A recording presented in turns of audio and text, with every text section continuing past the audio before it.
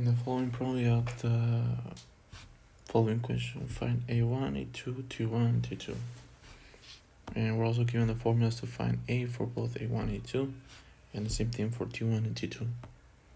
But we don't have a value for the mass 1 or mass 2, nor we have the information regarding theta. So I'm just going to give it some values: 10, 5, and 3. So the first formula in this case for A is going to be n1 sine of theta minus the mass of 2 parentheses g, which we know is 10, all divided by the addition of the two masses. For T, we have n1 m2 times g and multiplied by 1 plus sine of the theta, in this case plus sine of 30, all over divided by the addition of the two masses.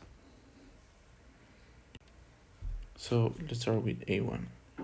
We just plug in the values: 10 times 10 times sine of 30 minus 5 times 10, all divided by 10 plus 5. Then we end up with a 0 acceleration.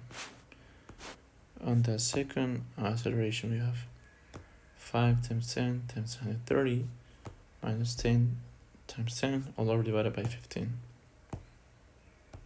Just do addition, subtraction, multiplication, we end up with the negative 5 for the acceleration.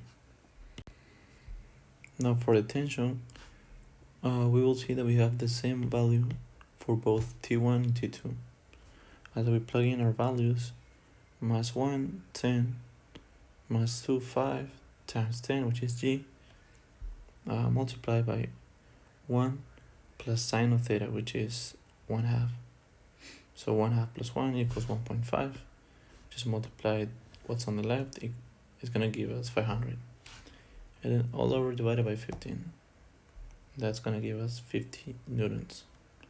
Same thing is going to happen on the bottom. Same values and the same result.